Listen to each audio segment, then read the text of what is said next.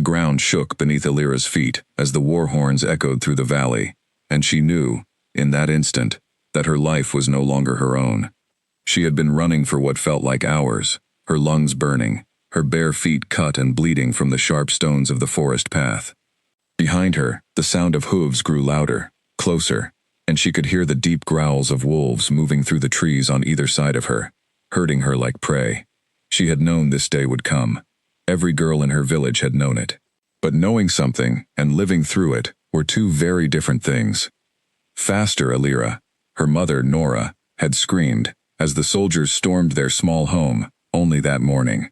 "Run to the hills! Do not let them take you!" But there was nowhere to run. The kingdom of Valemore had eyes everywhere, and the Alpha King's men had marked her the moment her name was drawn from the ceremonial bowl 3 days earlier. She was the tribute, the unlucky girl chosen once every 100 years, sent to appease a curse older than anyone alive could remember.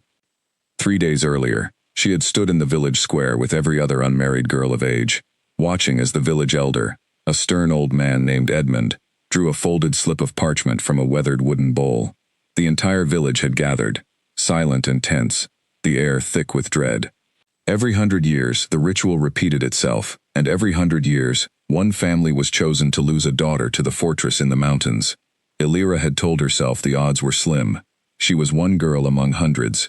Surely fate would choose someone else. But when Edmund unfolded the parchment and read her name aloud, the crowd had gone silent, and Illyra had felt the ground shift beneath her feet, as though the entire world had tilted sideways in that single terrible moment. Her mother had screamed. Her friend Grace had grabbed her hand, refusing to let go, until the soldiers pried them apart. And Illyra herself had felt strangely calm, as though some part of her had always known this day was coming. Now, running through the forest with soldiers and wolves closing in around her, that calm had shattered into raw, desperate fear. A rider broke through the trees ahead of her, blocking her path. His armor was black, etched with silver markings that seemed to glow faintly even in the dim morning light.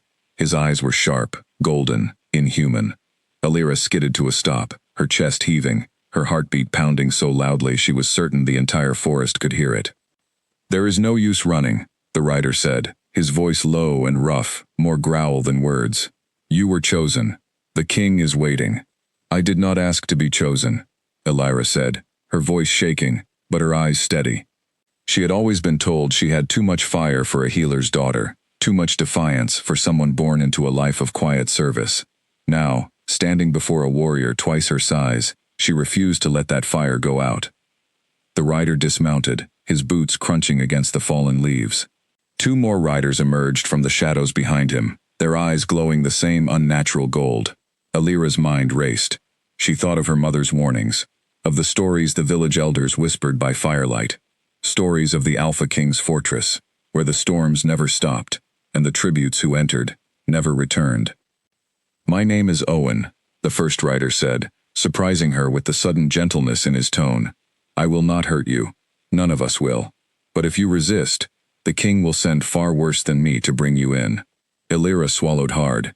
She thought about fighting, about screaming, about running, until her legs gave out beneath her.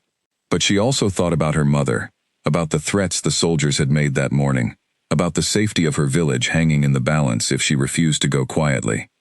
"Take me then," she said finally, lifting her chin. "But know that I go because I choose to, not because you forced me." Something flickered in Owen's golden eyes, respect perhaps, or surprise. He said nothing more, only gestured for her to follow as they led her out of the forest and toward the road that would carry her to the fortress of the Alpha King, a place no tribute had ever left alive. The journey took 3 days. Illyra rode in silence for most of it, watching the landscape change from the golden fields of her homeland to darker, wilder country, where the trees grew twisted and the sky seemed to grow heavier with each passing mile. By the second night, she noticed the clouds above them had turned a deep, bruised purple, thick with a storm that never seemed to break. "Is it always like this?" she asked Owen as they made camp beside a narrow stream. He glanced up at the sky, his expression unreadable. "It has been like this for 100 years, he said, "ever since the curse was placed on the king's bloodline. The storm follows him. It grows worse with his pain." Illyra frowned. She had heard the stories, of course. Every child in Valemore grew up hearing about the cursed Alpha King and his fortress of endless rain, but she had always assumed they were exaggerations, myths meant to frighten children into obedience. Sitting here, beneath a sky that pulsed with unnatural darkness, she was no longer so sure. "What is he like?" she asked quietly. "The king." Owen was silent for a long moment, poking at the fire with a stick. "Cold," he said finally. "Distant. He has not smiled in longer than I can remember." But he was not always this way. The men who remember him before the curse say he was different. Kinder. Warmer. He paused, glancing at her. "The curse has taken more from him than most people realize." Alira said nothing, but she filed the words away, turning them over in her mind, as she stared into the flames. On the morning of the third day, the fortress came into view. It rose out of the mountains like a shadow given shape, its black towers piercing the storm clouds above, its walls slick with endless rain. Alira had never seen anything so beautiful and so terrifying at once. Lightning flickered along the highest tower, illuminating carvings of wolves and claws etched into the ancient stone. The closer they got, the more the air seemed to hum with a strange, restless energy, as though the very land itself was holding its breath. The gates opened with a groan of old iron, and Alira was led through the courtyard, past rows of silent guards, who watched her with the same golden, wolf-like eyes as Owen. No one spoke, no one smiled. The rain fell steadily, soaking through her cloak, but none of the guards seemed to notice or care. She was brought to a grand hall, its ceilings so high they disappeared into shadow, its walls lined with old tapestries depicting battles and hunts long forgotten. At the far end of the hall, seated on a throne carved from black stone, was a figure who could only be the Alpha King. He was younger than she expected, though his eyes carried the weight of someone far older. His hair was dark, his jaw sharp, and though he wore no crown, there was no mistaking the authority that radiated from him like heat from a flame. He did not rise as she entered. He simply watched her, his golden eyes tracking her every step, his expression unreadable. "So," he said, his voice deep and quiet, carrying easily across the vast hall, "you are this year's tribute." Alira lifted her chin, refusing to let her fear show. "My name is Alira," she said. "Not tribute. I have a name, and I would ask that you use it." A murmur rippled through the hall, shock perhaps, or amusement. No one, it seemed, spoke to the king this way. But Draven only tilted his head slightly, studying her with new interest, as though she were a puzzle he had not expected to find so soon. "Alira," he repeated, testing the name on his tongue. "Very well, Alira. Do you know why you are here?" "I have heard the stories," she said. "A curse, 100 years of storms, tributes sent to appease something no one fully understands." "And are you afraid?" She thought about lying, about pretending a bravery she did not feel, but something told her this king would see through any falsehood in an instant. "Yes," she admitted, "but I am also curious. And I do not intend to spend whatever time I have here, cowering in fear." For the first time since she had entered the hall, something shifted in Draven's expression. Not quite a smile, but close to it, a softening around his eyes that vanished as quickly as it appeared. "Take her to the East Chambers," he said, addressing Owen without looking away from Alira. "See that she is fed and given dry clothing. The storm will worsen tonight, and I would not have our guest catch a chill on her first evening here." Alira blinked, surprised by the unexpected consideration. She had expected chains, perhaps, or a dungeon cell. Instead, she was led through winding stone corridors to a chamber far grander than anything she had ever known, with a fire already crackling in the hearth, and warm blankets laid across a wide bed. "He is not what I expected," she admitted to Owen as he prepared to leave her at the door. "No one is, once you meet him properly," Owen said. "But do not mistake his manners for softness, Alira. The king carries more pain than any of us can imagine. Be careful how you tread around him." A young servant girl named Clara arrived not long after Owen left, carrying a tray of warm bread, roasted vegetables, and a cup of spiced tea that smelled faintly of cinnamon and something Alira could not name. Clara was small, with quick eyes and quicker hands, and she moved through the chamber with the practiced efficiency of someone who had spent years learning not to be noticed. "You should eat," Clara said softly, setting the tray down on a table near the fire. The king insists all guests are fed properly, no matter the circumstances of their arrival. Guests, Alira repeated, testing the strange word. Is that what I am? Clara hesitated, glancing toward the door as though worried someone might be listening. You are the first tribute in 100 years the king has allowed to eat in the guest chambers, she said quietly. The others were kept in the lower halls, near the dungeons. I do not know why things are different this time, but I would not question it if I were you. Alira sat down slowly, wrapping her hands around the warm cup of tea. What happened to them? She asked. The other tributes. Clara's expression darkened, and for a moment, the practiced calm slipped from her face. No one speaks of it, she said. But the storms always grew worse after they arrived, and worse still after they were gone. None of them lasted more than a few weeks. A chill ran down Alira's spine that had nothing to do with the cold stone walls around her.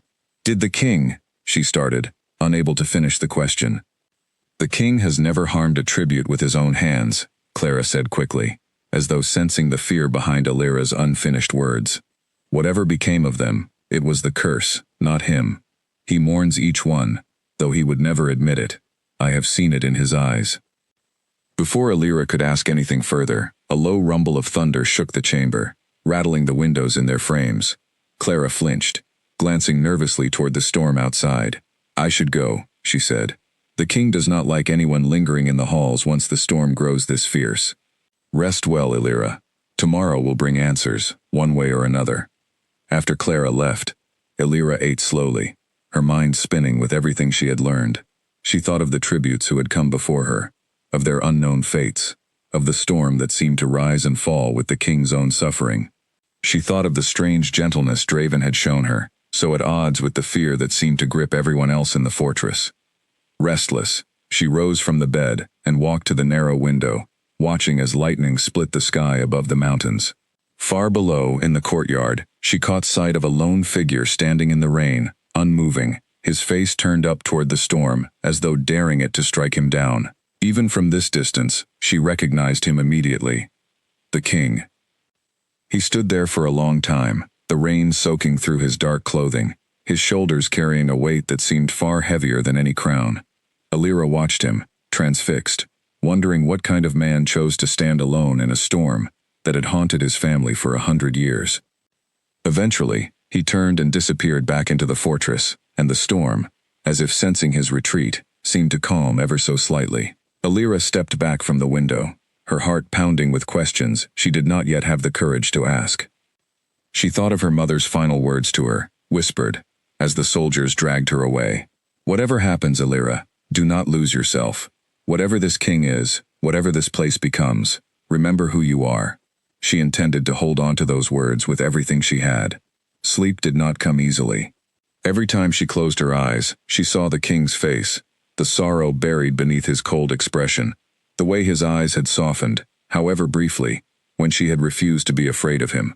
She thought of the other tributes, of their unknown fates, and wondered if she would share the same end, or if something about her arrival truly was different, as Clara had suggested. That night, as the storm outside grew fiercer, rattling the windows and sending flashes of lightning across the stone walls, Alira lay awake in the unfamiliar bed, listening to the distant howl of wind and wolves alike. She thought of her mother, of her village, of the life she had left behind. But mostly, she thought of the king's eyes, and the sorrow she had seen buried deep within them, hidden beneath a century of cold silence. She did not yet know that the fate of an entire kingdom rested on what would happen between them in the days to come. She did not know that the curse drowning the Alpha King in endless grief was about to meet something it had never encountered in 100 years of storms. Hope. And hope, as she would soon learn, was far more dangerous and far more powerful than any curse. Somewhere deep within the fortress, in a chamber untouched by candlelight, an old and forgotten magic stirred, sensing the arrival of something it had been waiting 100 years to find. The storm outside raged on, but for the briefest moment, deep within the ancient stone walls, the air grew still. As if the fortress itself was holding its breath, waiting to see what Alira would become. Alira woke to the sound of screaming. She bolted upright in bed, her heart hammering. the last remnants of sleep vanishing instantly, as the sound echoed through the stone corridors outside her chamber. For a moment, she froze, certain that whatever fate had claimed the tributes before her had finally come for her too. But as the screaming continued, she realized it was not a cry of pain. It was a cry of anger, sharp and commanding, coming from somewhere deep within the fortress. She rose quickly, wrapping a robe around herself, and crept to the door. The corridor outside was empty, but the shouting grew louder, drawing her forward despite every instinct telling her to stay hidden. She followed the sound down a narrow stairwell, past rows of flickering torches, until she reached a balcony overlooking the great hall below. There, in the center of the hall, stood Draven, his expression twisted with a fury she had not seen the night before. Before him knelt a soldier, his head bowed, his shoulders trembling. Around them, a dozen guards stood at attention, their faces carefully blank, though Alira could sense the tension radiating from every one of them. "You allowed the eastern watchtower to fall," Draven said, his voice low and dangerous, carrying easily across the silent hall. "3 men are dead because of your carelessness. Explain yourself." The kneeling soldier stammered something Alira could not quite hear, his voice thick with fear. Draven's jaw tightened, and for a moment, Alira thought something terrible was about to happen. But instead, the king simply turned away, his shoulders sagging slightly, as though the anger had drained out of him as quickly as it had appeared. "Double the watch at every tower," he said quietly, addressing a tall man standing near the throne, whom Alira would later learn was Captain Henry, the commander of the king's personal guard. "I will not lose more men to carelessness. See that it does not happen again." Henry nodded sharply and began issuing orders, and the hall slowly emptied as soldiers dispersed to their duties. Draven remained standing near the throne, staring at nothing, his expression distant. Alira watched him for a long moment, struck by how different he seemed now, compared to the composed, quietly curious king she had met the night before. There was something raw beneath his authority, something exhausted and frayed at the edges, like a man who had been fighting the same battle for far too long.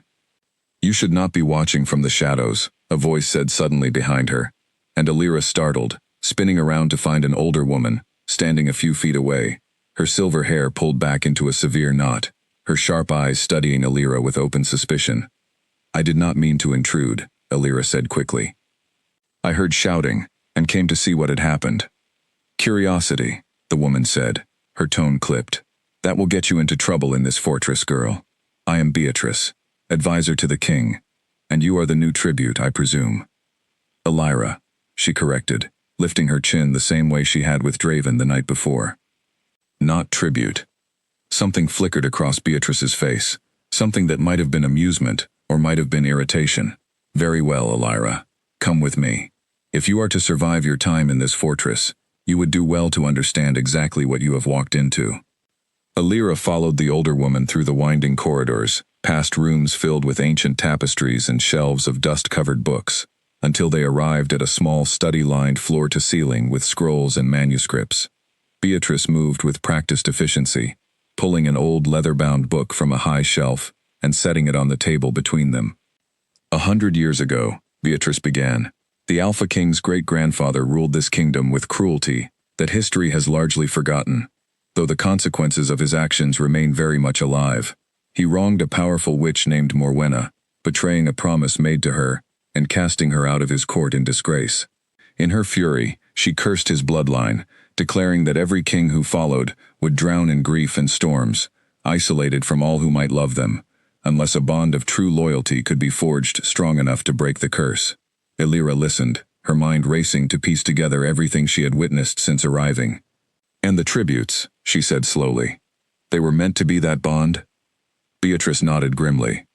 "Every 100 years, when the curse reaches its peak, a tribute is sent to test whether such a bond is possible. If the tribute survives and proves loyal despite everything, the curse weakens. If not—" She trailed off, her expression darkening. "What happens if not?" Alira pressed. "The curse grows stronger," Beatrice said quietly, "and the king grows weaker. Each failed tribute pulls him further into the storm's grip, until eventually, I fear, there will be nothing left of him to save." Alira sat in silence for a long moment, absorbing the weight of what she had just learned. She thought of the sorrow she had glimpsed in Draven's eyes the night before, the way he had stood alone in the rain, as though daring the storm to finally consume him entirely. "Why are you telling me this?" Elira asked finally. The others surely knew nothing of it before they arrived. Beatrice's expression softened, just slightly. "Because you are different," she said. "I have served this family for 30 years, Elira. I have watched tribute after tribute enter these walls, and I have watched the king grow colder and more distant with each one. But you looked him in the eye last night and demanded he use your name. No tribute has ever done that before. I do not know what fate has planned for you, but I suspect it is not the same fate that claimed the others." Before Elira could respond, the study door opened, and Clara appeared, her expression tight with worry. "Lady Beatrice, the king is asking for the tribute.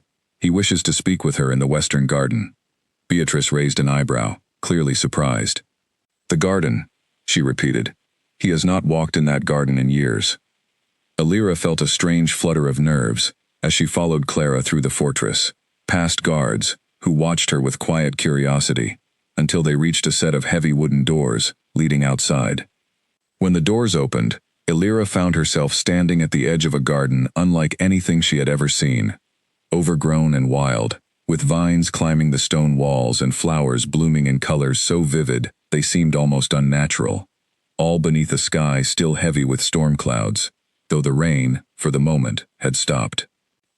Draven stood near a small stone fountain at the garden's center, his back to her, his hands clasped behind him.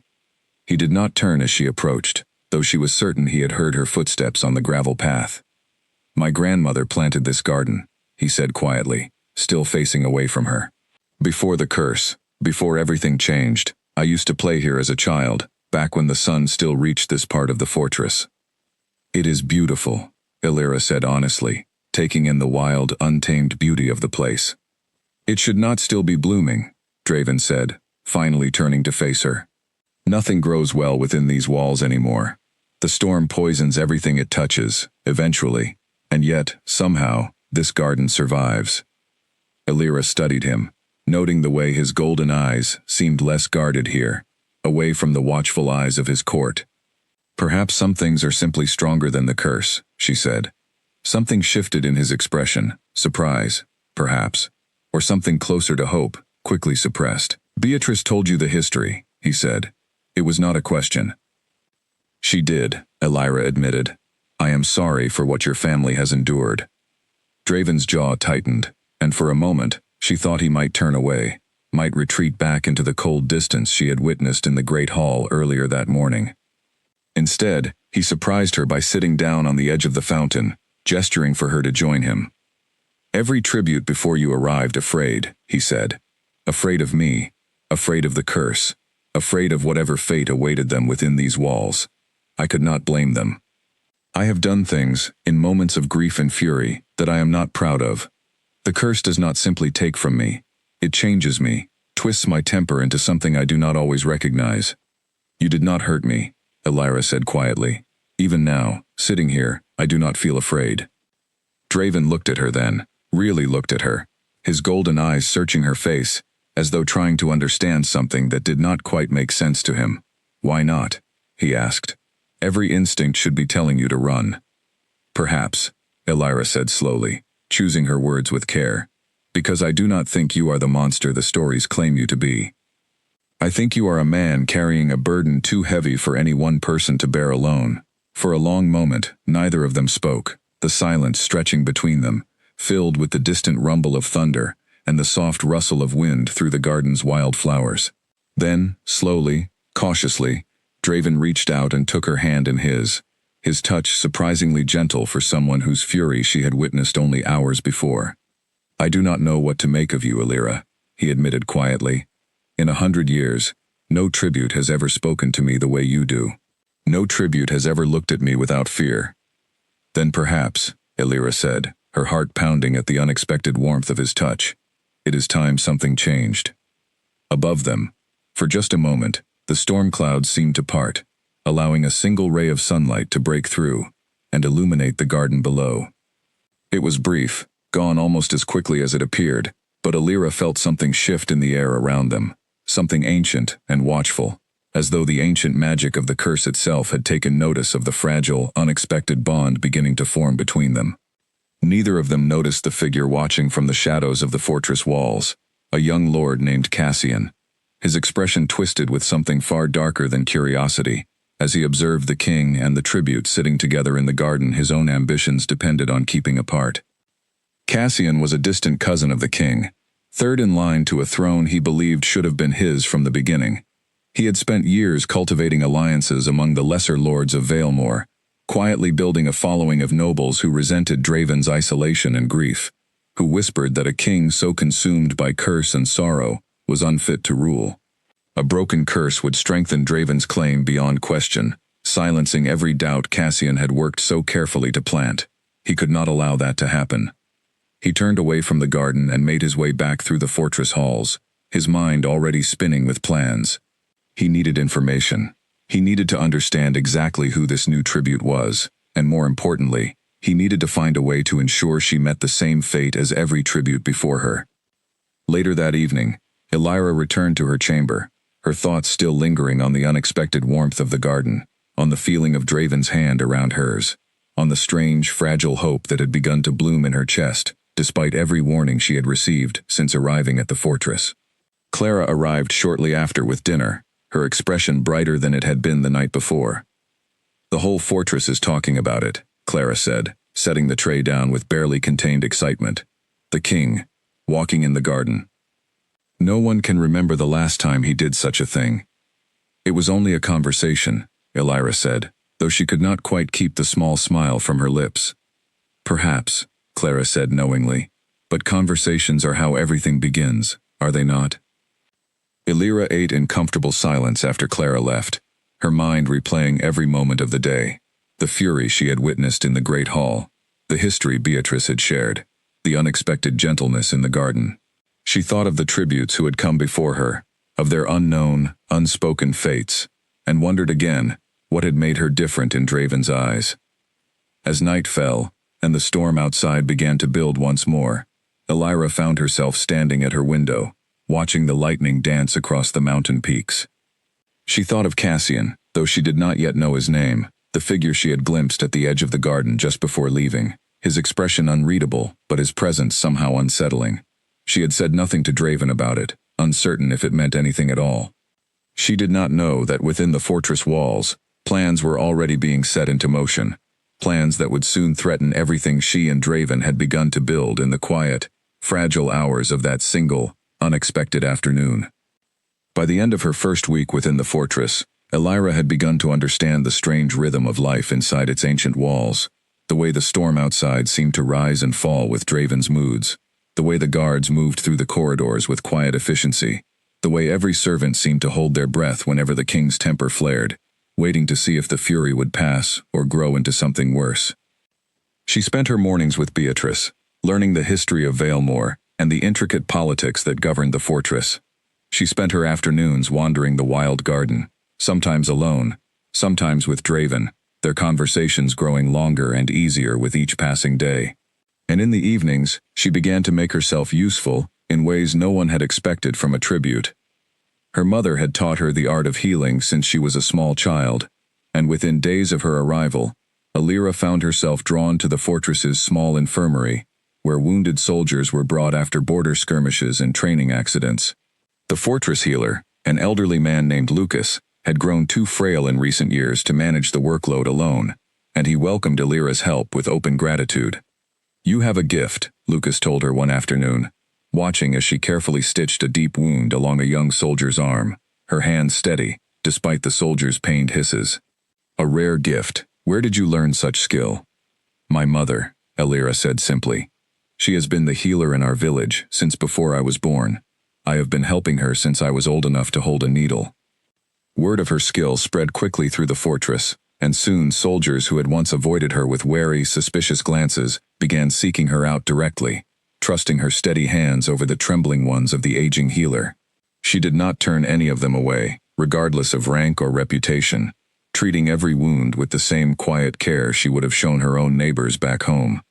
It was this quality, more than anything else, that seemed to draw Draven's attention most. He found her one evening in the infirmary, tending to a young guard who had taken a nasty fall during training, and he lingered in the doorway for a long moment before she noticed him watching. "You did not have to do this," he said once the guard had left, his tone somewhere between curiosity and something gentler. "You are a tribute, not a healer bound to service here." "I could not simply sit in my chamber while people suffered nearby," Alira said, cleaning her hands in a basin of water. "That is not who I am." Draven studied her for a long moment, something unreadable flickering behind his golden eyes. "The soldiers speak highly of you," he said finally. "Even the ones who feared you when you first arrived. They say you have not once shown hesitation, even with the worst of their injuries." "Fear does not help the wounded," Alira said simply. "It only slows the hands that need to move quickly." "Where I come from," Draven said quietly, "very few people show such courage without expecting something in return." "I do not expect anything," Alira said, meeting his gaze steadily. "I simply do what I know how to do." That evening, Draven invited her to dine with him privately, for the first time, away from the watchful eyes of his court, in a smaller chamber overlooking the mountains. The storm outside had calmed to a gentle drizzle, and for the first time since her arrival, Alira found herself laughing, actually laughing, at some dry, unexpected joke Draven made about the fortress's notoriously terrible cook. "I did not expect you to have a sense of humor," she admitted, still smiling. "Neither did I," Draven said, and there was something almost wistful in his tone. "It has been a long time since I have found reason to use it." Their conversation drifted easily from topic to topic. Her childhood in the village, his memories of the fortress before the curse fully took hold, the small, quiet moments of joy they had each managed to hold on to despite everything. Alira found herself sharing things she had not spoken of in years, memories of her father, who had died when she was young, of her dreams of one day traveling beyond the borders of her small village to see more of the world. "You still have hope for such dreams," Draven observed. "Even now, trapped within these walls." "Hope does not require freedom," Alira said. "Only the willingness to keep believing, even when circumstances make it difficult." Draven fell silent, watching her with an expression she could not quite name, something between admiration and longing, tinged with a sadness she suspected ran far deeper than he was willing to admit. "I envy you that," he said finally. "I lost the ability to hope a long time ago." "Perhaps," Alira said softly, "you simply forgot how. That does not mean it cannot be found again." Their evening together stretched on longer than either of them intended, and by the time Alira finally returned to her chamber, the fortress had grown quiet, most of its residents long asleep. She lay awake for a long time afterward, replaying every moment of their conversation, every unexpected smile, every rare glimpse of the man Draven might have been, before grief and curse had reshaped him into someone colder. She did not notice, as she finally drifted to sleep, the shadow that lingered outside her window for a brief moment, before disappearing into the night. Cassian, watching, always watching, his resentment growing sharper with every report he received of the growing bond between the king and his unlikely tribute. The following morning, Alira woke to find Clara waiting anxiously at her door, her expression tight with worry. "There has been an incident," Clara said quickly. "One of the border patrols was ambushed overnight. Several soldiers were wounded. Lucas is overwhelmed, and the king has asked for you directly." Alira dressed quickly and hurried to the infirmary, where chaos greeted her. Wounded soldiers lined along makeshift cots, blood-staining bandages faster than they could be changed, and Lucas moving between patients with exhausted, trembling hands. She immediately set to work, her training taking over as she moved from soldier to soldier, assessing wounds, calling for supplies, working alongside Lucas with practiced efficiency. It was hours before the chaos finally settled, the last of the wounded stabilized and resting. Alira sank into a chair near the infirmary's entrance, utterly exhausted, her hands still stained with blood she had not yet had time to wash away. Draven found her there sometime later, having come to check on the wounded himself. He said nothing at first, simply taking in the sight of her, exhausted, disheveled, but undeniably composed despite everything she had just endured. "You saved several lives today," he said quietly. "Lucas told me the worst of the wounded would not have survived without your intervention." "I only did what needed to be done," Alira said, too tired to muster much modesty. Draven crossed the room, and knelt beside her chair, his expression unusually open, unguarded, in a way she had not yet seen from him. "In 100 years," he said, "I have never met anyone quite like you, Alira. You arrived here as a tribute, expected to fear me, expected perhaps even to hate me, for the fate forced upon you. And instead, you have shown more courage and compassion than anyone I have known, in longer than I care to admit." Alira felt her breath catch at the raw sincerity in his voice, at the way his golden eyes searched hers, as though seeking something he was almost afraid to name. "I did not come here expecting to find someone worth caring for," she admitted quietly, "but I have found exactly that." For a long moment, neither of them spoke, the weight of unspoken feeling hanging heavy in the air between them. Then, slowly, Draven reached out and gently wiped a smear of blood from her cheek, his touch lingering far longer than necessary, his expression soft, in a way that made Alira's heart ache with something she was only just beginning to understand. Outside, for the first time and longer than anyone in the fortress could remember, the storm clouds parted entirely, revealing a clear, star-filled sky above the mountains, a small, quiet miracle that no one within the ancient walls dared speak aloud, though every servant and soldier who witnessed it felt the same unspoken hope beginning to stir. Something was changing within the fortress, something the curse itself had not anticipated in 100 years of endless storms. And deep within the shadows, Cassian watched the clearing sky with growing unease, understanding at last that the threat to his ambitions was far greater than he had first believed. He called a private meeting that same night, gathering 3 of the lesser lords who had long shared his frustration with Draven's rule. They met in a hidden chamber beneath the western wing, far from prying ears, candlelight flickering across their tense, uneasy faces. "The tribute grows more dangerous with each passing day," Cassian said, pacing the length of the small chamber. "The soldiers already speak of her as though she were some kind of savior. If the curse breaks because of her, Draven's position becomes untouchable. Everything we have worked toward will be lost." "What do you propose?" asked one of the lords, a thin, nervous man named Edric. "We cannot move against her openly. The king would have our heads before sunrise." "Not openly," Cassian agreed, his voice low and calculating. "But there are other ways to remove an obstacle. The tribute has made herself indispensable in the infirmary, tending to every wounded soldier who crosses her path. Accidents happen in such places, do they not? Herbs mistaken for one another, wounds that fester despite careful treatment." Edric shifted uncomfortably. "You mean to poison her?" "I mean to ensure her time here is short," Cassian said simply. "One way or another, the kingdom cannot afford a king restored to full strength, not when so many of us have built our futures around his continued weakness." The lords exchanged uneasy glances, but none of them voiced further objection. Cassian's ambition had always been a dangerous thing, and none among them wished to become the target of it themselves. Unaware of the plotting taking shape within the fortress walls, Alira spent the following days settling further into the rhythm of her new life, her bond with Draven deepening with every shared meal, every quiet walk through the wild garden, every stolen moment away from the watchful eyes of the court. She found herself, despite every warning her mother had given her, beginning to care for him, not out of obligation or fear, but out of genuine affection for the man she was slowly discovering beneath the cold exterior he showed the rest of his kingdom. She did not yet know how quickly that fragile happiness was about to be tested. The attack came on a quiet afternoon, when Alira least expected it. She had gone to the infirmary storeroom to gather fresh herbs for a wounded soldier's dressing, a task she had performed dozens of times without incident. The storeroom was small and dimly lit, shelves lined with jars of dried leaves, roots, and powders that Lucas had spent decades collecting from every corner of the kingdom.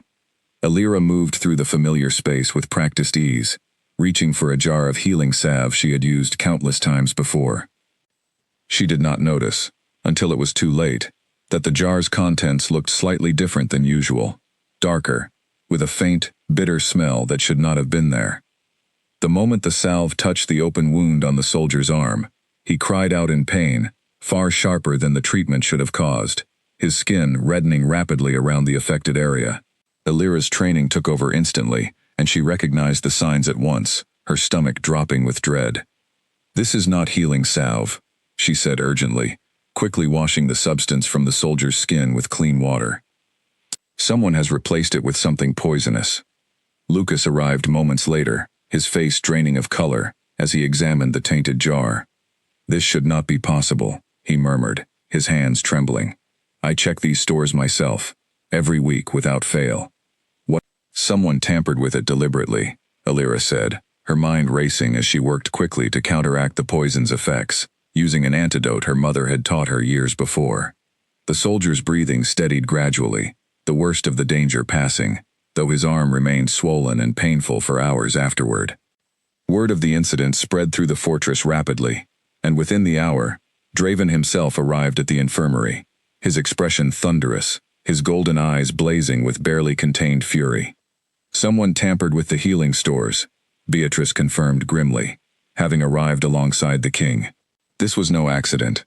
Someone within these walls intended harm." "Who had access to the storeroom?" Draven demanded, his voice low and dangerous, the air around him seeming to crackle with restrained energy. "Nearly anyone within the fortress," Lucas admitted reluctantly. "I have never had reason to keep it locked before." Draven's gaze swept across the room, lingering for a moment on Alira, and she saw something shift behind his eyes. Fear, she realized with sudden clarity. Fear, for her safety, raw and undisguised. "Was the soldier the intended target?" Draven asked quietly. "Or was he simply unfortunate enough to receive the treatment before you did?" The question hung heavy in the air, and Alira felt a chill settle over her as she understood the implication. Someone had tampered with the salve, knowing it would eventually be used, knowing she was the one most likely to handle it first. "We cannot know for certain," Beatrice said carefully, though her expression suggested she shared the king's suspicion. That evening, Draven insisted Alira move to chambers closer to his own, doubling the guards stationed throughout that section of the fortress. She did not argue, though the reality of the danger she now faced settled over her with unsettling weight. "I should have anticipated this," Draven said later that night, pacing the length of her new chamber, his frustration evident in every tense movement. "There are those within my court who benefit from my continued suffering. I have known this for years, yet I allowed myself to believe you would be safe here regardless." "You could not have known," Alira said gently, though her own hands trembled slightly as she recalled how close the soldier had come to serious harm. Harm that might easily have been hers instead. "I should have known," Draven said, stopping to face her directly, his expression pained. "Every tribute before you faced dangers, I failed to protect them from. I told myself their fates were simply the curse's doing, but perhaps I was wrong. Perhaps this court has been working against every attempt to break the curse from the very beginning." Alira crossed the room and took his hand gently, surprised by her own boldness even as she did it. "Then we will simply have to be more careful," she said. "I did not come this far to be frightened away by whoever is responsible for this." Draven looked down at their joined hands, something raw and unguarded crossing his features. "You continue to surprise me," he said quietly. "Every tribute before you would have demanded to leave immediately after such an incident, and yet here you stand, refusing to be afraid." "Fear will not solve anything," Alira said, "but finding whoever is responsible might." Over the following days, Beatrice quietly began her own investigation, questioning servants and soldiers alike, though whoever had tampered with the storeroom had left no obvious trail. Alira, meanwhile, found herself growing more watchful, more cautious with every meal, every unfamiliar face she encountered within the fortress walls. It was during one such evening, as she walked alone through a quiet corridor on her way back from the infirmary, that she first encountered Cassian directly. He appeared suddenly from a side passage, his expression carefully pleasant, though something beneath the surface made Alira's instincts prickle with unease. "You must be the tribute everyone has been discussing," he said smoothly. "I am Cassian, cousin to the king. I confess, I have been curious to meet the woman who has caused such a stir within these walls." "Alira," she said carefully, studying him with the same wariness she might show an unfamiliar animal, uncertain whether it intended harm. "A pleasure," Cassian said, his smile not quite reaching his eyes. "I trust you are recovering well from the unfortunate incident in the infirmary. Such a shame that someone within these walls would wish harm upon a guest of the king." Something in his tone struck her as wrong, too knowing, too carefully controlled. You seem well informed about the details, Elira observed carefully. News travels quickly within a fortress this size, Cassian said easily, though I imagine you have already discovered that for yourself. He studied her for a moment longer, something calculating flickering behind his pleasant expression. Tell me, Elira, do you truly believe you can break a curse 100 years in the making? Every tribute before you believed the same, and yet here we remain, still trapped beneath these endless storms. I do not know what I believe, Elira said honestly, refusing to let his words unsettle her outward composure, though a seed of doubt had already begun to take root. But I intend to try, regardless of what came before me. How admirable, Cassian said, his tone carrying an edge of mockery just beneath the surface. I do hope, for your sake, that your confidence proves better founded than that of your predecessors. He inclined his head slightly and continued down the corridor, leaving Elira standing alone, with a growing sense of unease she could not quite shake. She did not yet know Cassian's true role in the recent attempt on her life, but every instinct warned her that he represented a danger far greater than she had initially realized. She reported the encounter to Draven that evening, watching as his expression darkened with barely contained anger. Cassian has long resented my position, he admitted quietly. He believes the throne should have passed to his branch of the family generations ago. I have never trusted him fully, though I have lacked proof of any wrongdoing on his part. Perhaps it is time to look more closely, Elira suggested carefully. Draven nodded slowly, his expression grim. Beatrice will continue her investigation, he said, but I fear we are running out of time. The curse grows stronger with every attempt against you, as though it senses the threat you pose to its continued hold over this family. That night, as Elira lay awake in her new chamber, listening to the storm building once more outside her window, she found herself thinking not of fear, but of quiet, stubborn determination. Whatever forces conspired against her within the fortress walls, she refused to be driven away, not now, not when she had begun to glimpse the man Draven might become, if only the curse could finally be broken. She did not yet know how close that breaking point truly was, nor how much more danger would come before the curse finally released its century-long grip on the man she had begun, against every expectation, to love. The following morning, Beatrice summoned Elira to her study once more, her expression grave, as she laid out several documents across the worn wooden table between them. I have been reviewing the fortress records, Beatrice said, without preamble. Every incident involving the previous tributes, going back as far as our records allow. There is a pattern I believe you should see. Elira leaned forward, studying the yellowed pages carefully. Each entry documented a tribute's arrival, followed weeks later by a brief, clinical note of their departure or death, the circumstances vague and unexplained. Every single tribute suffered some manner of accident within their first month, Beatrice said quietly. A fall from a tower stairwell. A fever that came on suddenly and would not break. A hunting expedition that went terribly wrong. At the time, each incident was attributed to the curse itself, to bad fortune, to the simple dangers of life within these walls. But you no longer believe that, Elira said slowly, understanding dawning. I believe, Beatrice said carefully, that certain members of this court have understood for generations that a broken curse threatens their own influence and position. I believe they have taken measures, quietly and carefully, to ensure the curse remains unbroken, regardless of the cost to innocent lives.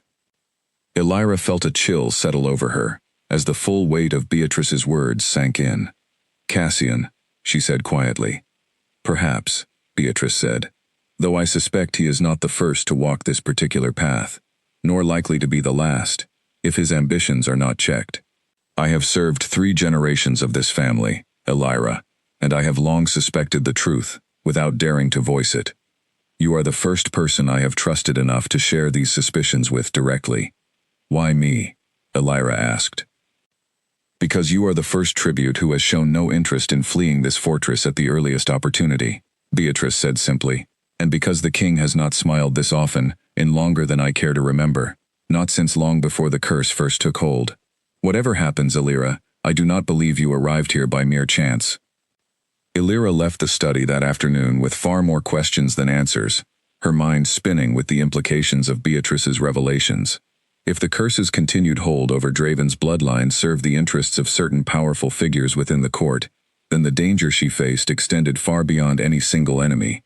It meant an entire faction within the fortress walls stood ready to ensure she met the same fate as every tribute before her. She resolved, walking back toward her chamber through the dimly lit corridors, that she would not allow fear to control her actions. Whatever conspiracy moved against her, she intended to face it directly, with the same stubborn courage that had carried her through every challenge since her arrival. 3 weeks after her arrival, Elira found herself standing before the assembled court for the first time, summoned to a formal gathering she had not anticipated. Draven had explained little beforehand, only that certain matters required her presence, and she had dressed carefully that morning in a gown Clara had brought her, deep blue fabric that Clara insisted matched her eyes perfectly. The great hall was filled with nobles and advisors from across the kingdom, gathered for what Draven had announced as a formal council regarding the fortress's continued defense against raids along the northern border. Elira understood little of the political maneuvering that filled the early portion of the meeting, but she watched carefully, noting how certain lords watched Draven with barely concealed impatience, while others seemed genuinely loyal to his rule. Cassian sat prominently near the front of the assembly, his expression composed, though Elira caught him watching her more than once throughout the proceedings, his gaze calculating in a way that made her skin prickle with unease. Near the meeting's conclusion, an older lord she did not recognize rose to address the court directly. "Your Majesty," he began, his tone carrying an edge of challenge beneath its formal courtesy. "The court has taken notice of the unusual attention you have shown our current tribute. Some among us wonder whether such favoritism serves the kingdom's best interests, or whether it distracts from matters of greater importance." A ripple of tension moved through the assembled nobles, and Elira felt her pulse quicken, though she kept her expression carefully neutral. Draven's jaw tightened almost imperceptibly, but his voice remained steady when he responded. "The tribute's role within this fortress is not a matter for this council's judgment, Lord Percival," Draven said, his tone carrying quiet authority that brooked no argument. "I would remind the court that the curse binding our kingdom has claimed too many lives already. If there is any chance of finally breaking it, I intend to pursue that chance fully, regardless of whether it meets with universal approval." Lord Percival inclined his head, though his expression remained skeptical. "Of course, Your Majesty. I merely raised the concern others within this court have voiced privately."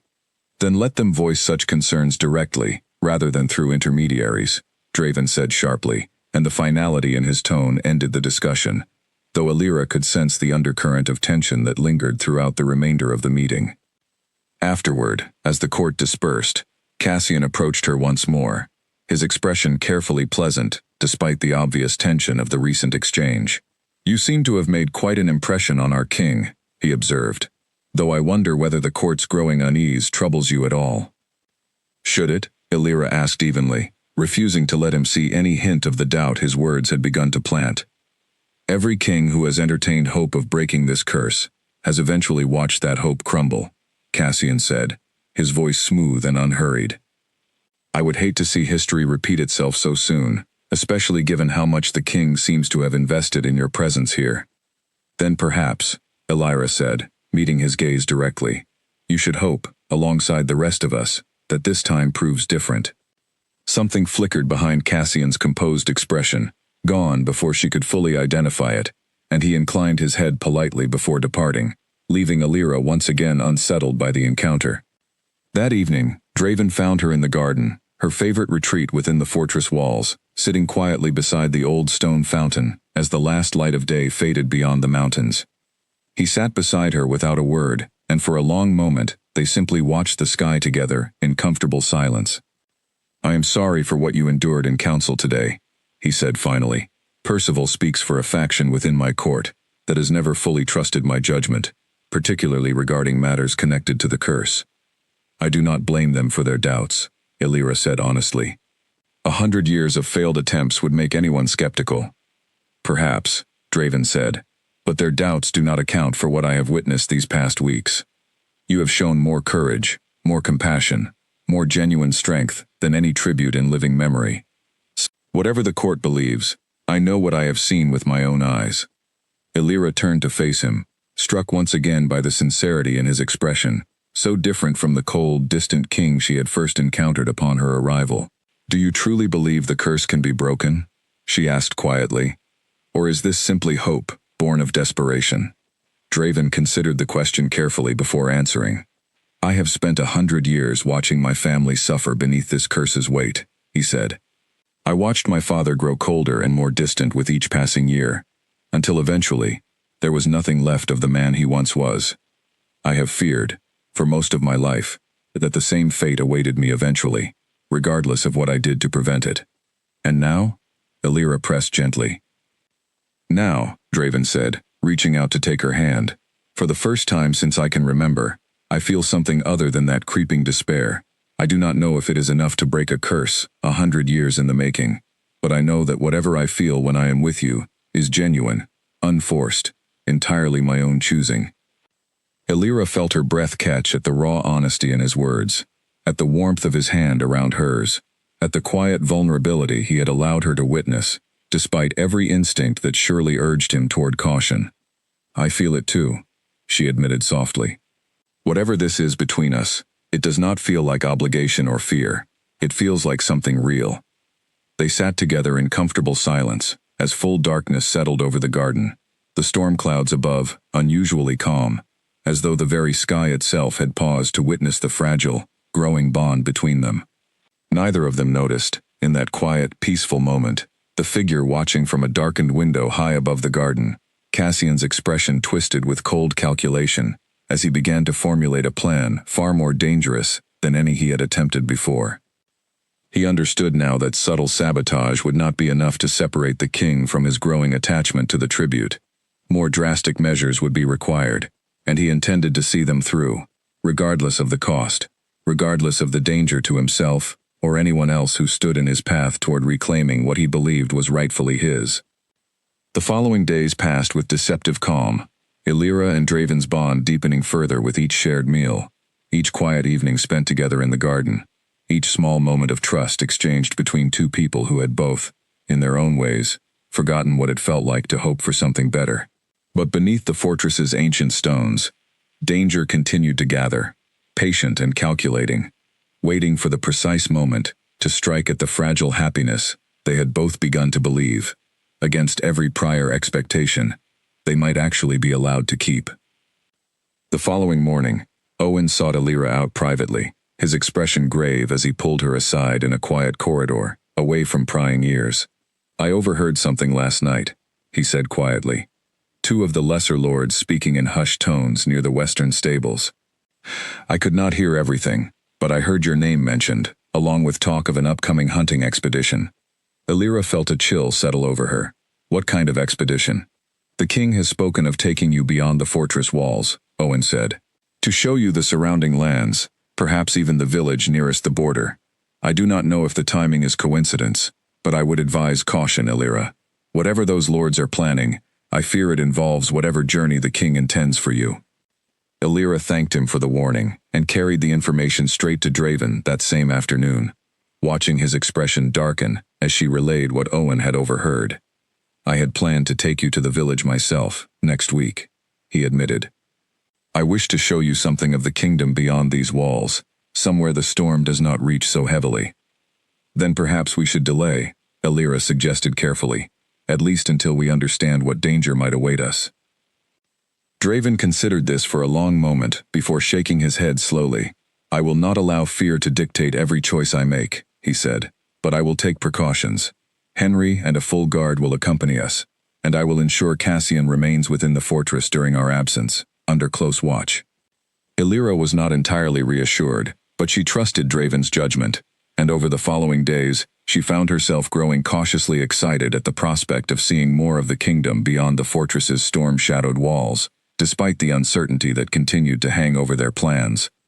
The journey to the border village began beneath an unusually clear sky, the first true sunlight Illyra had seen since her arrival at the fortress weeks earlier. Draven rode beside her, dressed simply for the journey, rather than in his usual formal attire, and for the first time since she had known him, he seemed almost relaxed, the weight of his crown momentarily set aside. Captain Henry led a full guard alongside them, a dozen soldiers watching the surrounding forest with careful vigilance. Though the morning passed without incident, the road quiet and peaceful beneath the rare sunshine. Illyra found herself laughing more than once, at Draven's dry observations about the passing landscape, at small memories he shared of childhood visits to this same village, decades before the curse had fully taken hold. "My mother used to bring me here every summer," he told her, as they crested a hill overlooking the small settlement nestled in the valley below. "Before everything changed, I remember thinking, as a child, that this was the most beautiful place in the entire kingdom." "It still is," Alara said softly, taking in the sight of golden fields and simple wooden homes, so different from the imposing stone fortress that had become her temporary home. They spent the afternoon walking through the village, Draven greeting residents who remembered him fondly from his childhood visits, Alara charmed by the warmth and simplicity of village life she had not experienced since leaving her own home weeks earlier. It was, for a few precious hours, almost possible to forget the curse, the danger, the conspiracy still gathering within the fortress walls behind them. The change came without warning. As the afternoon light began to fade, the sky above them darkened with unnatural speed, storm clouds rolling in from every direction at once, thicker and more violent than anything Alara had witnessed, even during the worst nights within the fortress. Draven's expression shifted instantly, his relaxed demeanor vanishing as he scanned the sky with growing alarm. "This is not natural," he said tightly. "Henry, gather everyone. We need to return to shelter immediately." But it was already too late. Lightning split the sky directly above them, striking a tree at the village's edge with such force that the ground itself seemed to shudder. Villagers screamed and scattered, and Alara felt the air around them grow suddenly, unnaturally cold, as though something ancient and furious had suddenly turned its full attention toward their small gathering. Draven staggered suddenly, gripping his chest, his face contorting with pain that seemed to come from somewhere far deeper than any physical wound. "Draven!" Alara cried, rushing to his side as he collapsed to his knees, his golden eyes darkening, clouding over with something that looked disturbingly like shadow itself pooling within them. "The curse," he managed to gasp, his voice strained with effort. "It senses how far we have traveled from the fortress. It grows stronger the further I stray from where it first took hold." Around them, the storm intensified further, rain falling in violent sheets, wind howling with a force that seemed almost deliberate, almost alive. Henry and the guards struggled to form a protective circle around the king, but Alara could see the desperation in their faces, the recognition that whatever was happening exceeded anything they had prepared for. "We need to get him back to the fortress," Henry shouted over the roaring wind. "Now, before the curse fully takes hold." But Draven was fading fast, his breathing growing shallow, his skin taking on a pale gray pallor that frightened Alara more than anything she had witnessed since her arrival. She knelt beside him in the mud and rain, cradling his head in her lap, searching desperately through everything her mother had ever taught her, for some way to help him. "Stay with me," she said fiercely, her voice cutting through the chaos around them. "Draven, look at me. Stay with me." His golden eyes, clouded with shadow, struggled to focus on her face. "Alara," he managed weakly. "I am sorry. I should have listened to your caution." "Do not apologize," she said firmly, though tears mixed with rain on her cheeks. "Save your strength. We will get through this." As the storm raged around them, Alara felt something stir within her, a strange, unfamiliar warmth spreading through her hands, where they touched Draven's face. She remembered, suddenly, fragments of stories her mother had shared with her as a child, half-forgotten tales of an ancestor who had possessed rare healing gifts beyond ordinary medicine, gifts passed down through generations of women in her family line, though rarely spoken of openly. Without fully understanding what she was doing, Alara closed her eyes and pressed her palms against Draven's chest, whispering words that seemed to rise from somewhere deep within her, ancient and instinctive, words she had never been taught, yet somehow knew regardless. The warmth in her hands intensified, spreading outward in a soft, golden glow that pushed back against the encroaching shadow within Draven's eyes. The storm around them seemed to pause, if only for a moment, as though something vast and ancient had suddenly taken notice of what was happening. Draven gasped sharply, color slowly returning to his face, the shadow in his eyes receding as his golden gaze cleared, focusing on her with stunned disbelief. "What did you just do?" he whispered. "I do not know," Alara admitted, equally shaken by what had just occurred. "I simply reacted, instinctively." Henry and the guards stared at her with a mixture of awe and wariness, and even through her exhaustion, Alira understood that something significant, something she did not yet fully comprehend, had just taken place. They managed to get Draven onto his horse, weakened but stable, and made the difficult journey back to the fortress through the continuing storm, arriving well after nightfall, soaked and exhausted but alive. Beatrice met them at the gates, her expression shifting from relief to sharp curiosity, as Henry recounted what had happened during their journey. "A healing beyond ordinary medicine," she murmured, studying Alira with new intensity. "Tell me, Alira, do you know the details of your mother's family line, where her people originally came from?" Alira frowned, trying to recall fragments of stories her mother had shared over the years, stories she had never thought to question closely. "My mother always said her family came from the Western Territories, generations ago," she said slowly, "though I know little beyond that." Beatrice's expression grew troubled. "The Western Territories," she repeated quietly. "That is where Morwenna, the witch who cursed this bloodline, was said to have originated before she came to serve this court 100 years ago." A cold, creeping dread settled over Alira as the implications of Beatrice's words began to sink in. "You believe I might be descended from her," she said slowly. "From the very witch who cursed Draven's family. I believe," Beatrice said carefully, "that the healing gift you displayed tonight is not something ordinary medicine could ever produce. Such power exists only within bloodlines touched by significant magic. And I know of only one such bloodline connected to this family's history." Alira felt the weight of the revelation settle over her like a physical burden, her mind racing through everything she had learned since her arrival, every piece suddenly rearranging itself into a pattern she had not anticipated. If she truly was descended from Morwenna, what did that mean for her presence here? Had fate brought her to this fortress for a purpose far greater than simple tribute? Or did her lineage mark her as something far more dangerous than anyone had initially realized? She did not yet know how Draven would react to such news, nor how the rest of the court, already suspicious of her growing influence, might respond to the revelation that she carried the blood of the very witch responsible for 100 years of their suffering. The storm outside continued to rage through the night, more violent than Alira had ever witnessed it, as though the ancient magic bound within the fortress walls had sensed the truth stirring within her and was responding with fury of its own. News of Alira's possible lineage spread through the fortress with alarming speed, despite Beatrice's attempts to keep the revelation contained within a small, trusted circle. By the following morning, whispers filled every corridor, and Alira could feel the shift in how servants and soldiers alike regarded her, the warmth she had earned over the past weeks replaced, in many cases, with wary suspicion. She found Draven in his private study, staring out the window at the storm that had not fully calmed since their return from the village. He turned as she entered, his expression difficult to read, and for a moment, Alira feared the worst, that the revelation had shattered whatever trust they had built together. "Beatrice told me everything," he said quietly. "About the healing, about the possible connection to Morwenna's bloodline." "I did not know," Alira said quickly, needing him to understand. "I swear to you, Draven, I had no idea until last night. My mother never spoke of such things directly, only vague stories I never thought to question." Draven studied her for a long moment, and Alira held her breath, uncertain what verdict he might reach. "Do you believe it is true?" he asked finally.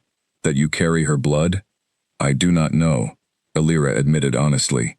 "But the healing I performed last night was unlike anything I have ever done before, unlike anything my mother ever taught me directly.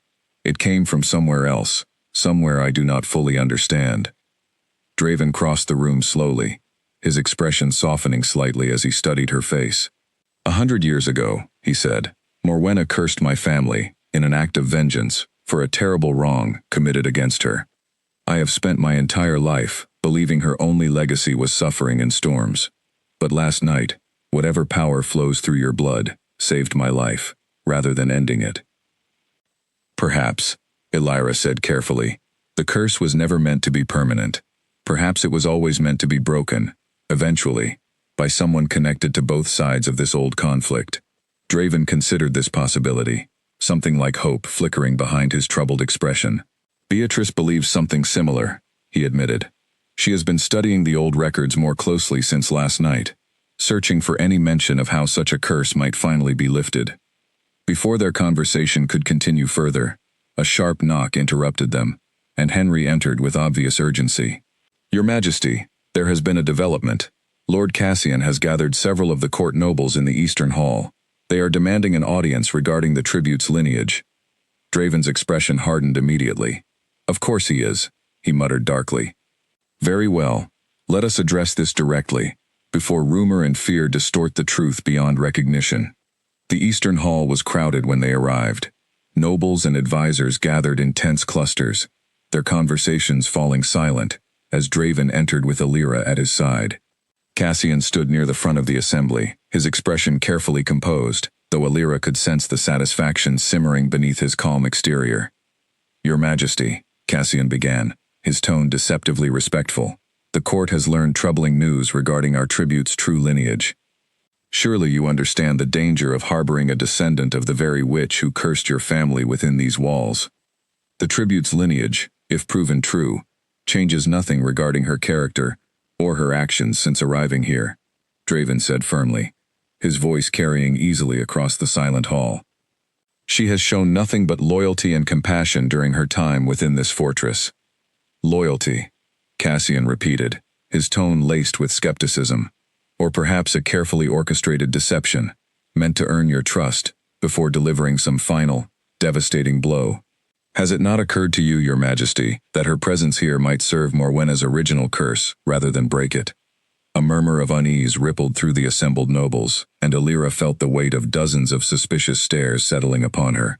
She stepped forward before Draven could respond, refusing to let fear silence her. "I did not know of any connection to Morwenna until last night," she said clearly, her voice steady despite the pounding of her heart. "I came to this fortress as an unwilling tribute, chosen by lottery, not by any deliberate design. Whatever blood flows through my veins, my actions since arriving here have been entirely my own choosing." "A convenient claim," Cassian said smoothly, "though difficult to verify." "Enough," Draven said sharply, his patience clearly exhausted. "I have witnessed Alira's character firsthand these past weeks. I have seen her tend to wounded soldiers, with no expectation of reward. I have seen her face danger and suspicion with courage rather than retreat. Whatever her lineage, I trust her intentions completely." Cassian's expression flickered with barely concealed frustration, but he inclined his head in reluctant acknowledgement, unwilling to challenge the king directly before the full assembly. "As you say, Your Majesty," he said, though his tone carried an unmistakable edge of warning. "I only hope your trust proves well-founded, for the sake of this entire kingdom." The assembly dispersed slowly afterward, though the tension in the fortress remained palpable throughout the following days. Alira found herself watched more closely than ever, some servants and soldiers regarding her with renewed suspicion, others, particularly those she had treated in the infirmary, remaining fiercely loyal despite the swirling rumors. That evening, Beatrice summoned Alira and Draven to her study, her expression grave as she spread several ancient texts across her worn wooden desk. "I have found something significant," she said without preamble. "A passage within Morwenna's original curse, that I believe has been overlooked for 100 years. She pointed to a faded, handwritten passage, translating the archaic script slowly. "The curse states that only a bond of true loyalty, freely given despite every danger and doubt, can break its hold. But there is more. A detail I believe previous generations failed to fully understand. The passage suggests that the one who breaks the curse must share blood with both sides of the original conflict, both the wronged witch and the king who wronged her." Alira felt her breath catch as the implications settled over her. "You believe I am meant to break this curse, specifically because of my connection to Morwenna," she said slowly. "I believe," Beatrice said carefully, "that fate, or perhaps some remaining fragment of Morwenna's own regret, arranged your arrival here far more deliberately than a simple lottery drawing would suggest. The odds of a descendant of her bloodline being chosen as tribute, by pure chance, seem impossibly small." Draven reached for Alira's hand, his expression a complex mixture of hope and lingering uncertainty.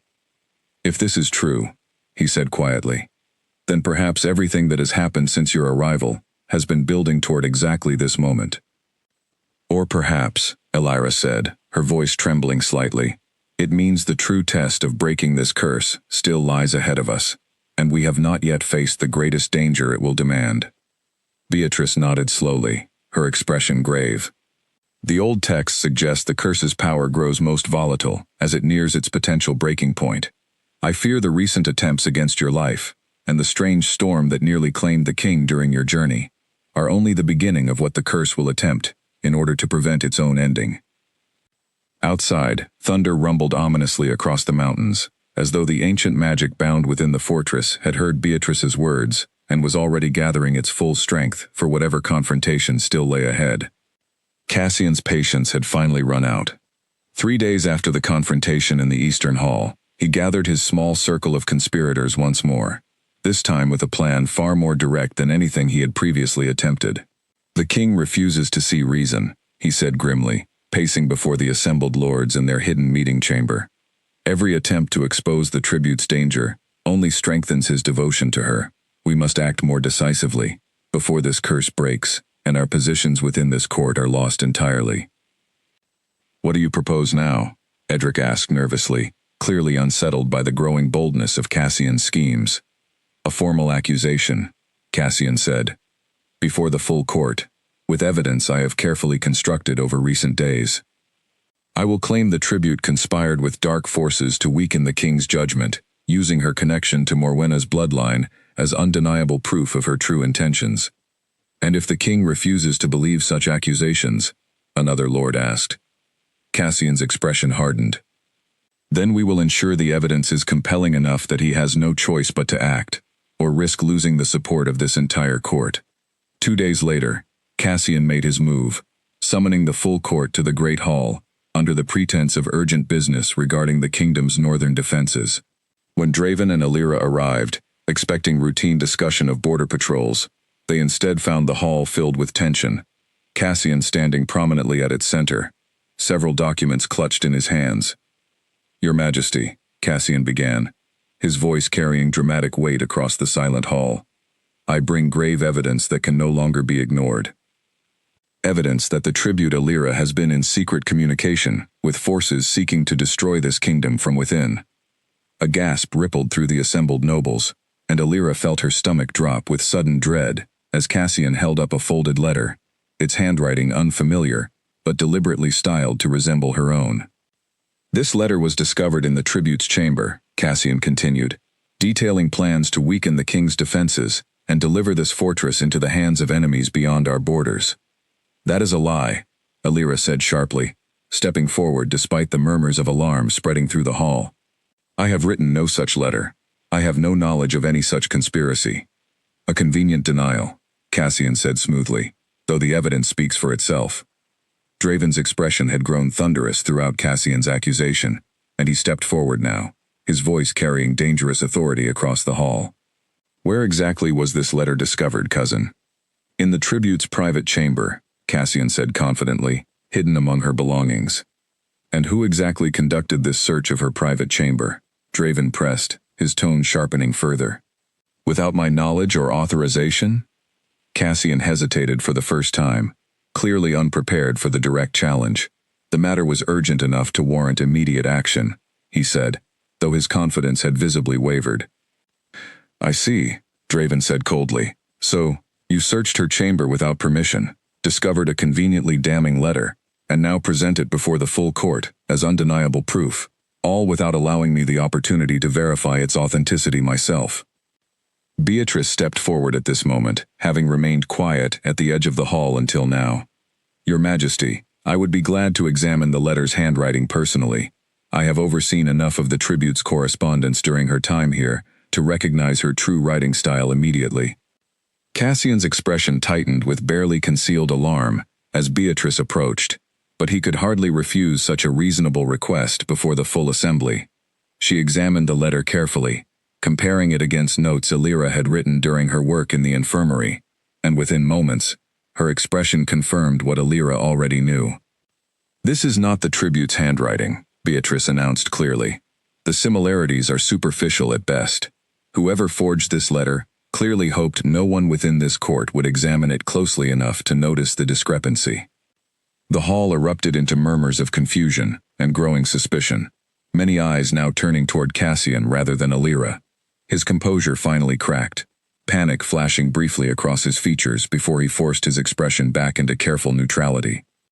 "Perhaps the forgery was created by someone hoping to discredit my accusation," Cassian said quickly, though his voice had lost much of its earlier confidence.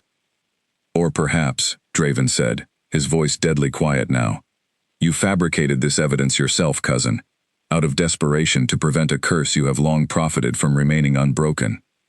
Silence fell over the hall, heavy and absolute, as the full weight of Draven's accusations settled over the assembly. Cassian's expression shifted rapidly between fury and calculation, and for a moment, Alira feared he might attempt something desperate, something dangerous, right there before the entire court. Instead, he straightened his shoulders, his expression hardening into cold resolve. "You have made your choice clear, Your Majesty," he said quietly. "But know this, the curse will not be broken so easily, regardless of your misplaced faith in this tribute. Some conflicts run too deep to be resolved through simple sentiment." He turned and strode from the hall, several of his fellow conspirators following uneasily in his wake, leaving behind a court filled with stunned silence and growing unease. That night, as the fortress settled into uneasy quiet following the day's dramatic revelations, Alira found herself unable to sleep, Cassian's parting words echoing through her mind with ominous weight. She rose from her bed and made her way to the window, watching as storm clouds gathered once more above the mountains, thicker and darker than she had seen them in days. She did not yet know that Cassian, humiliated and desperate, had already begun planning something far more drastic than forged letters and false accusations, a final, dangerous gambit that would threaten not only her own life, but the very heart of the curse itself, and everything she and Draven had worked so carefully to build together. The following morning brought grim news. Cassian had disappeared from the fortress entirely overnight, along with several of his most loyal supporters, taking with him a small cache of weapons and, more troublingly, several ancient texts from Beatrice's private study, including detailed records of Morwenna's original curse, and the exact conditions required for its breaking. "He means to use the curse itself against us," Beatrice said grimly, examining the empty shelves where the missing texts had once rested. "If he understands the conditions required to break it, he may also understand how to manipulate those same conditions to strengthen it instead, or worse, to turn its power towards some darker purpose entirely." Draven's expression had grown increasingly grim throughout the morning, the weight of the growing threat settling heavily across his shoulders. "We need to find him," he said firmly, "before he has the chance to act on whatever plan he has devised." But even as preparations began for a search of the surrounding territory, Alira felt a growing sense of dread settling over her, an instinct warning her that Cassian's disappearance marked only the beginning of a far greater confrontation still waiting to unfold, one that would test everything she and Draven had built together, against forces older and more dangerous than either of them had yet fully understood. For 3 days, search parties combed the surrounding territory without success, finding no trace of Cassian or the small band of loyalists who had fled with him. The fortress remained tense throughout the search, the storm above growing steadily more volatile with each passing day, as though the very sky itself sensed the approaching confrontation. On the 4th night, Alira woke suddenly from a restless sleep, an inexplicable sense of dread pulling her from her bed. She moved to her window and found the storm had reached an intensity she had never witnessed before, lightning splitting the sky in near constant succession, wind howling with a force that rattled the ancient stones of the fortress itself. A sharp knock at her door revealed Clara, her expression tight with fear. "The king needs you immediately," she said breathlessly. "Something is happening in the northern tower. Lord Cassian has returned." Alira dressed quickly and hurried through the fortress corridors, following Clara toward the northern tower, where she found Henry and a dozen guards gathered anxiously at its base, staring upward with expressions of grim concern. "He climbed the tower alone, under cover of the storm," Henry explained quickly as she approached. "He carries the stolen texts, and he has been chanting something for the better part of an hour. The king went up after him alone, refusing to wait for reinforcements." Alira felt panic rise sharply within her chest. "Take me up there," she said firmly, already moving toward the tower's narrow stairwell. Henry hesitated only a moment before nodding, gesturing for 2 guards to accompany them, as they climbed the winding stairs, the storm's fury growing more intense with every step upward. By the time they reached the tower's summit, the wind was nearly deafening, rain lashing sideways with brutal force. At the tower's peak, beneath the open sky, Elira found Draven and Cassian facing each other, Cassian's expression wild with desperate determination, an ancient text clutched in his trembling hands, its pages illuminated by an unnatural, sickly green glow. "You do not understand what you are attempting," Draven shouted over the roaring wind, his voice strained with effort as he fought to maintain his footing against the storm's violent force. Morwenna's power was never meant to be wielded by anyone outside her own bloodline. "You will destroy yourself, Cassian, and quite possibly everyone within this fortress alongside you." "I understand perfectly well," Cassian shouted back, his eyes wild with something that looked disturbingly close to madness. "If I cannot inherit this throne through rightful means, then I will ensure no one else claims it either. I will strengthen this curse beyond anything it has ever been, until this entire bloodline drowns beneath its weight forever." He began chanting again, words in an ancient language Elira did not recognize, and the storm responded instantly, intensifying to a violence that seemed almost impossible, lightning striking the tower itself, sending stone fragments scattering across the platform. Draven staggered, gripping his chest once more, the same dark shadow beginning to pool within his eyes that Elira had witnessed during their journey to the village weeks before. "Draven!" Elira screamed, rushing forward despite the guard's attempts to hold her back. Cassian's attention snapped toward her, his expression twisting with fresh fury. "Of course," he snarled. "The witch's blood, come to interfere once more." He raised the ancient text higher, the green glow intensifying, and Elira felt a wave of unnatural energy crash against her, staggering her steps but failing to knock her down entirely. She pressed forward, ignoring the storm's fury, focused entirely on reaching Draven's collapsing form. "You cannot stop this," Cassian shouted, his voice nearly lost beneath the storm's roar. "The curse recognizes true intention. Mine is stronger than whatever fragile hope you have built with him. Hatred always burns hotter than love, in the end." "You are wrong," Elira shouted back, kneeling beside Draven, pressing her hands against his chest exactly as she had done weeks before. "Hatred burns fast, but it burns out quickly. What Draven and I share does not need to burn hot, it only needs to endure." She closed her eyes, reaching for the same instinctive warmth she had summoned during their journey, but this time, she felt something more, a deeper connection to the ancient power flowing through her blood, as though her earlier healing had merely been the first step in awakening something far more significant. Golden light began to spread from her hands, pushing back against the sickly green glow of Cassian's stolen magic, and for a moment, the two forces seemed locked in fierce, silent combat, the storm above intensifying further as the ancient conflict played out atop the tower. "This is not possible," Cassian shouted, his expression shifting from fury to genuine alarm, as his chanted words began to falter beneath the growing strength of Elira's golden light. "The curse belongs to Morwenna's original intention. You cannot simply overwrite 100 years of established magic." "Perhaps," Elira said, her voice steady despite the immense effort the healing demanded of her. "Morwenna's original intention was never truly about eternal suffering. Perhaps it was always about proving whether true loyalty could overcome even the deepest betrayal. And I intend to prove exactly that, right now, regardless of whatever hatred you have chosen to embrace instead." Draven's eyes cleared beneath her touch, the shadow retreating as color returned to his face, and he reached up weakly to grip her hand, adding his own strength to whatever power was building between them. Together, their combined light surged forward, overwhelming the last remnants of Cassian's desperate magic entirely. Cassian staggered backward, the ancient text slipping from his suddenly trembling hands, tumbling over the tower's edge into the storm below. He stared at his empty hands in stunned disbelief, the fury draining from his expression, replaced by something closer to defeat. "It is over, cousin," Draven said, rising slowly to his feet with Elira's help, his voice carrying quiet but absolute authority despite his obvious exhaustion. "Your attempt has failed. The curse's power will not respond to hatred, no matter how fiercely you wield it." Cassian said nothing for a long moment, his shoulders sagging with the weight of his failure. Then, without warning, he lunged toward the tower's edge, and for one terrible moment, Elira feared he intended to end his own life, rather than face the consequences of his actions.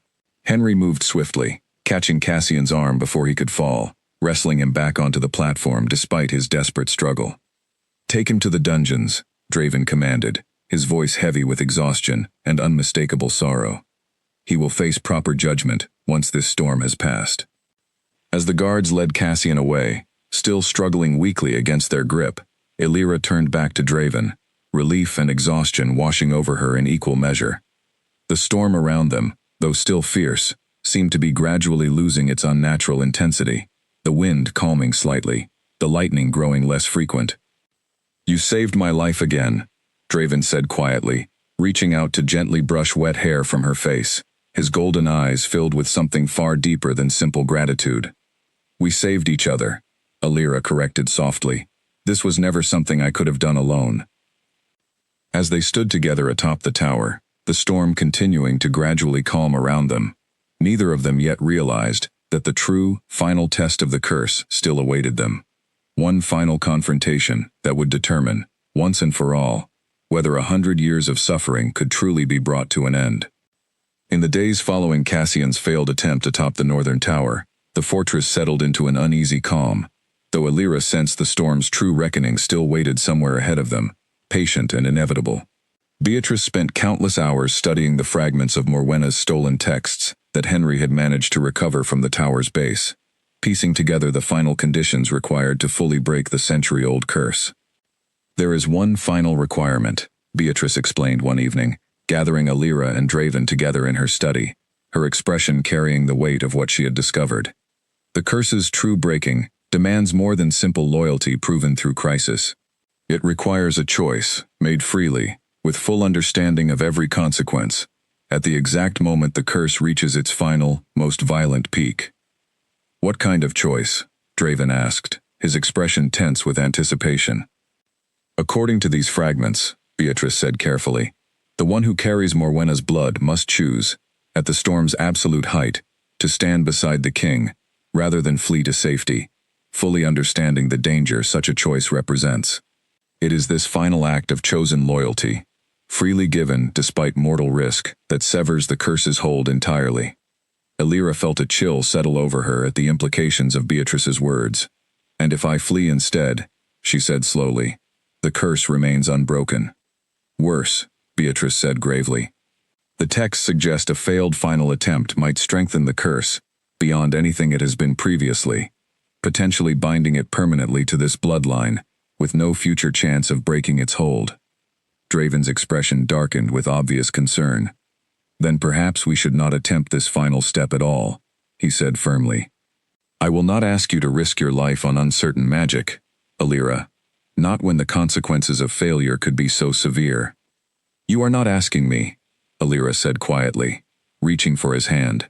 "I am choosing this, freely, exactly as the curse demands. I did not come this far, through everything we have faced together, to turn away now." 3 nights later, the storm began building, with an intensity unlike anything the fortress had witnessed, even during Cassian's desperate attempt weeks before. Beatrice recognized the signs immediately, rushing to find Illyra and Draven with obvious urgency. "This is it," she said breathlessly. "The curse is reaching its final peak. Whatever choice must be made, it needs to happen tonight." They climbed to the highest tower together, the same platform where Cassian's attempt had nearly claimed Draven's life weeks earlier, now battered by wind and rain of even greater ferocity. Lightning split the sky in near constant succession, illuminating storm clouds that seemed to pulse with dark, ancient energy, as though 100 years of accumulated grief and fury were finally reaching their absolute breaking point. "Are you certain about this?"